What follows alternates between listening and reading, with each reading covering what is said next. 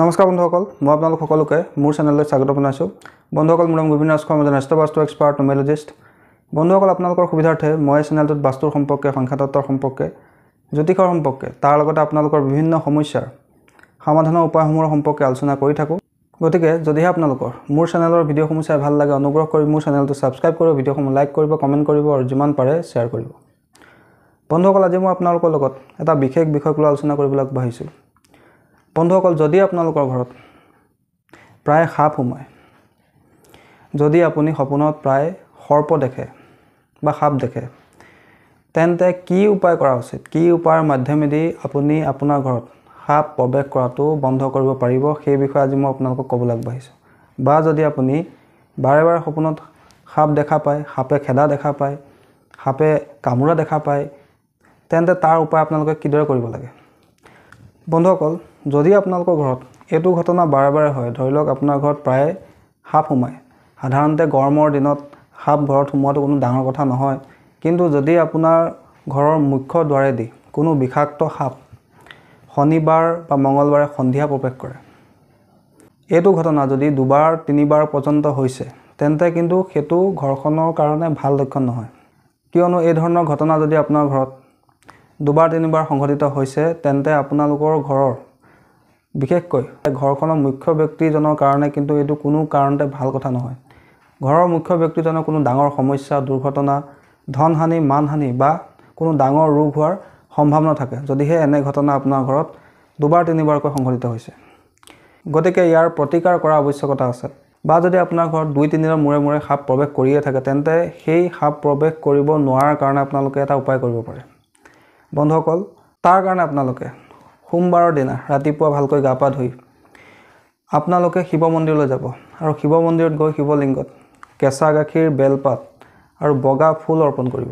আৰু লগতে আপোনালোকে এহাল ময়ূৰ পাখি লৈ যাব, এযোৰা ময়ূৰ পাখি আপোনালোকে শিৱ মন্দিৰলৈ লৈ যাব আৰু সেই ময়ূৰ পাখিহাল শিৱলিংগত স্পৰ্শ কৰাই আপোনালোকক মই এটা মন্ত্ৰ দিছোঁ। এই মন্ত্ৰটো শিৱলিংগৰ সন্মুখতে বহি 11 বাৰ জপ কৰিব। বন্ধুসকল, মন্ত্ৰটো হৈছে ওম নাগেন্দ্ৰ হৰায় নমঃ, ওম নাগেন্দ্ৰ হৰায় নমঃ। এই মন্ত্ৰটো আপোনালোকে 11 বাৰ জপ কৰিব। তাৰপিছতে আপোনালোকে সেই ময়ূৰ পাখিহাল ঘৰলৈ লৈ আহিব, শিৱলিংগত স্পৰ্শ কৰাই। তাৰপিছতে আপুনি ঘৰত আহি এখন ভোজপাতৰ ওপৰত, ভোজপাত আপোনালোকে নিশ্চয় চিনি পায়, পূজাৰ দোকানত আপোনালোকে বিচাৰিলে পাই যাব, ৰঙা কলমৰ সৈতে আপোনালোকে এই যন্ত্ৰটো লিখিব। বন্ধুসকল, এই যন্ত্ৰটো মই স্ক্ৰীণত আপোনালোকক দি দিছোঁ। যেনেকৈ ইয়াত সংখ্যাবিলাক ফিল আপ কৰা আছে, ঠিক তেনেকৈ আপোনালোকে ভোজপাত খিলাত ৰঙা কলমৰ সৈতে এই যন্ত্ৰভাগ লিখি ল'ব। তাৰপিছতে আপোনালোকে তলত দুষাৰি বাক্য লিখিব। সেই দুষাৰি বাক্য হৈছে আস্তিক মুনিৰ দোহাই, আস্তিক মুনিৰ দোহাই, আস্তিক মুনিৰ দোহাই। এইদৰে আপোনালোকে যন্ত্ৰটোৰ তলত এই লাইন দুটা লিখিবলৈ নাপাহৰিব। তাৰপিছতে আপোনালোকে সেই যন্ত্ৰভাগক সন্মুখত ধূপ এডাল জ্বলাই নিজৰ মনৰ ইচ্ছাৰ কথা কৈ সেই ময়ূৰ পাখিৰ সৈতে সেই যন্ত্ৰভাগ আপোনালোকে নিজৰ ঘৰৰ মুখ্য দুৱাৰৰ ওপৰত লগাই ৰাখিব। বাহিৰৰ ফালেও লগাব পাৰে, ভিতৰৰ ফালেও লগাব পাৰে। সেই ভোজপাতখিলা আপোনালোকে আপোনাৰ ঘৰৰ মুখ্য দুৱাৰৰ ওপৰত লগাই ৰাখিব। তাৰ লগতে আপোনালোকে ময়ূৰ পাখিহাল ৰাখিবলৈ নাপাহৰিব। চাব, আপোনালোকৰ ঘৰত সাপ প্ৰৱেশ কৰাৰ সমস্যা লাহে লাহে নাইকিয়া হৈ যাব। বন্ধুসকল, এই যন্ত্ৰভাগক কোৱা হয় গৰুণ্ড যন্ত্ৰ। আৰু এই যন্ত্ৰভাগ আপোনালোকে যিটো সোমবাৰে লিখিব, অনুগ্ৰহ কৰি সেইদিনা নিৰামিষ আহাৰ ভক্ষণ কৰিব আৰু মন্দিৰৰ পৰা পোনে পোনে আহিয়ে আপোনালোকে প্ৰয়োগটো কৰিব। আৰু এই যন্ত্ৰভাগ লেখাৰ সময়ছোৱাত আপোনালোকে পূব দিশলৈ মুখ কৰি ল'ব আৰু কোনো ধৰণৰ খাদ্য গ্ৰহণ নকৰাকৈ এই প্ৰয়োগটো আপোনালোকে কৰিব।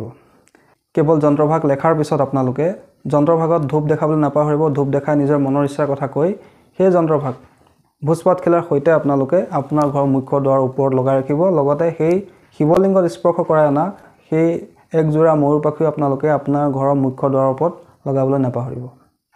বন্ধুসকল, দ্বিতীয় সমস্যাটো হৈছে যদিহে আপুনি প্ৰায় সপোনত সাপ দেখে, সাপে আপোনাক খেদা দেখে, সাপে আপোনাক কামোৰা দেখে। বন্ধুসকল, এদিন দুদিন যদি আপোনালোকে এই ধৰণৰ সপোন দেখে, তেন্তে আপোনাৰ বিশেষ চিন্তা কৰিবলগীয়া নাই। কিন্তু যদি আপুনি প্ৰায় সাপৰ সপোনকে দেখি থাকে, সপোনত সাপে কামোৰা দেখে, সাপৰে খেদা দেখি থাকে, তেন্তে কিন্তু এয়া কোনো ভাল সংকেত নহয়। এই ঘটনাই আপোনাৰ জীৱনলৈ ডাঙৰ সমস্যা অহাৰ ইংগিত প্ৰদান কৰে। তাৰ লগতে আপোনাৰ স্বাস্থ্যৰ সমস্যা, কোনো দুৰ্ঘটনা হোৱাৰ সম্ভাৱনা থাকে বা কোনো ডাঙৰ ৰোগ হোৱাৰ সম্ভাৱনা থাকে। গতিকে ইয়াৰো প্ৰতিকাৰ কৰা আৱশ্যক।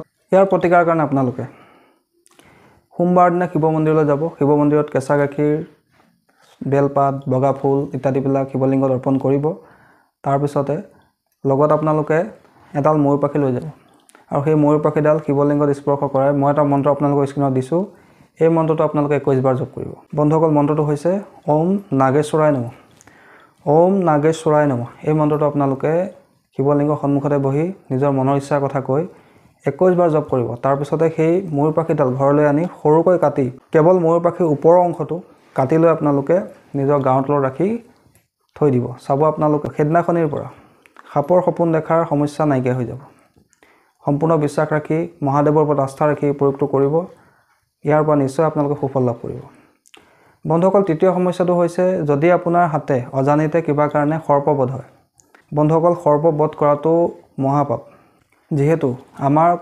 প্ৰাচীন শাস্ত্ৰসমূহত সৰ্পক দেৱতা বুলি গণ্য কৰা হৈছে নাৰায়ণেও শেষনাগৰ ওপৰতে শয়ন কৰে মহাদেৱ শিৱই বাসুকী নাগক ডিঙিত লৈ থাকে সৰ্পৰ দেৱী মানসা বুলি বিশ্বাস কৰা হয় সাগৰ মন্থনতো দেৱতাৰ অসুৰে বাসুকী নাগৰ সহায় ল'ব লগা হৈছিলে বুলি আমি সকলোৱে জানো গতিকে সৰ্প হত্যাটো মহাপাপ বুলি কোৱা হৈছে যদি কিবা কাৰণে অজানিতে ধৰি লওক আপুনি গাড়ী এখন চলাই গৈ আছে সন্মুখেদি আপোনাৰ সাপ এটা পাৰ হৈ গ'ল বাই চান্স আপোনাৰ চকাত তলত পৰি সাপটো মৃত্যু হ'ল বা যদি আপুনি বাইক চলাই গৈ থাকোঁতে অজানিতে কিবা কাৰণে যদি আপোনাৰ সৰ্পবধ হয় তেন্তে এইটো মহাপাপৰ শ্ৰেণীত ধৰা হৈছে গতিকে তাৰ উপায় কৰাটো অত্যন্ত আৱশ্যক নহ'লে কিন্তু আপোনাৰ নাক দুখ লাগিব আৰু ইয়াৰ পৰিণাম আপোনালোকৰ উত্তৰাধিকাৰীসকলেও ভোগ কৰিব লগা হ'ব পাৰে গতিকে ইয়াৰ প্ৰতিকাৰ স্বৰূপে আপোনালোকে কোনো সোমবাৰ দিনা শিৱ মন্দিৰত গৈ ধূপ চাকি দি নিজৰ ভুলৰ কাৰণে ক্ষমা বিচাৰিব লগতে শিৱ মন্দিৰত এহাল তামৰ বা এহাল ৰূপৰ নাগ নাগিন দান কৰিব তাৰোপৰি কেতিয়াবা আমি গড়জোৰা সাপ দেখোঁ অৰ্থাৎ জুৰীয়া সাপ দেখা পাওঁ